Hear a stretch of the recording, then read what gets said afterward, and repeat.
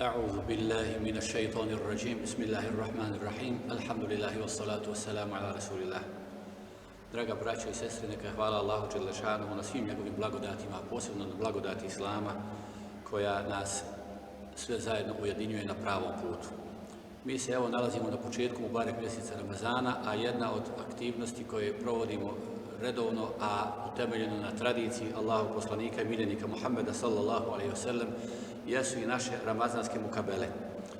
Zbog izvanrednih okolnosti mi ove godine, nažalost, nismo u stanju da dolazimo u većem broju na mukabele i da pratimo naše učače. Stoga ćemo, ako Bog da, barem u našem džematu, nastojati da svaki dan, nakon proučene mukabele, snimimo kraći prilog u kojem ćemo ukazati onima koji nas budu gledali, ako Bog da, na neke značajne momente iz onoga što smo proučili. Na početku kažemo da je mukabela naša bosanska, bošnjačka tradicija koja postoji kod drugih naroda muslimanskih do duše, ali kod nas se posebno njegove cijeni i održava, a utemeljena je na sunnetu i na tradiciji Allahov poslanika i miljenika Muhammeda sallallahu alejhi ve sellem.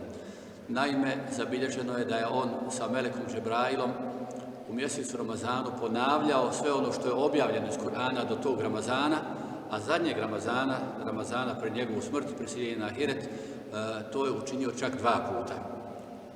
Naravno, mi stoga tu tradiciju ponavljamo i mi jedni druge preslušavamo i sastajemo se radi učenja Kur'ana, jer riječ mukabela upravo znači sastajanje, druženje, sučeljavanje radi proučavanja, radi učenja Kur'ana.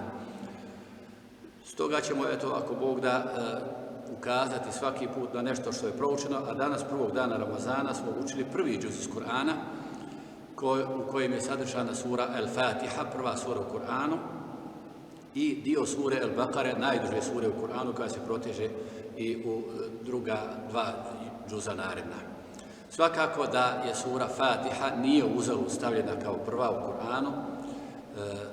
Sama činjenica da je učimo u namazu na svakom rekatu, da nema ni jednog namaza, ni jednog rekata, da na njemu ne učimo suru Fatihu, dovoljno govori o njenom značaju.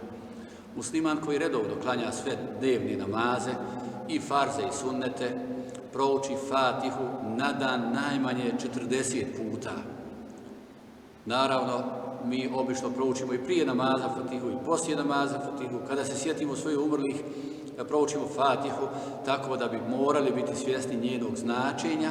Stoga moramo pogledati prijevod na bosanski da vidimo šta je to. Ono najvažnije naravno jeste da u njoj hvalimo Allaha dželešanu, zahvaljujemo mu i da ga molimo da nas uputi na pravi put, odnosno da nas uputi pravim putem. Fatiha je najbolja dova, kako kaže Allahov poslanik Muhammed a.s., tako da bi muslimani trebali Fatihu, odnosno Fatihu, kako mi to u Bosni kažemo, učiti što češće i posebno, što je značajno, nastojati da je naučimo ispravno, jer učenje u namazu mora biti ispravno. Ako ne učimo ispravno, dovodimo u pitanje ispravnost svoga namaza.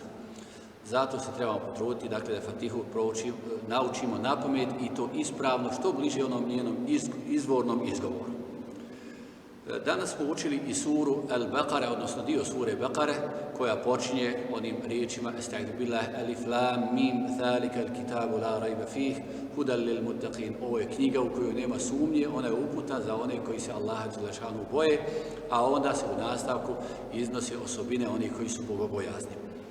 Ja molim sve naše džematlije, oni koji znaju naravno učiti u Kur'anu u izvornom obliku, da nastoje uz Ramazan, a i inače što više sa njim družiti, a one ostale da barem u prijevodu pročitaju uz Ramazan onaj džuz koji smo učili na mukabeli, da se upoznaju sa značenjima Kur'ana.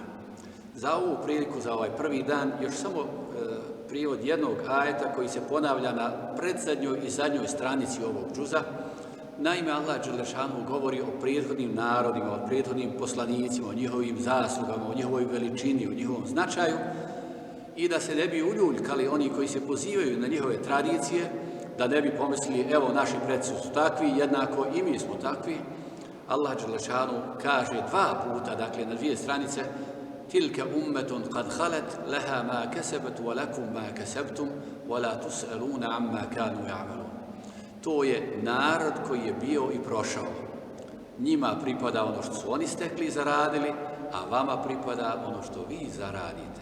i nećete biti pitani za ono što su oni radili.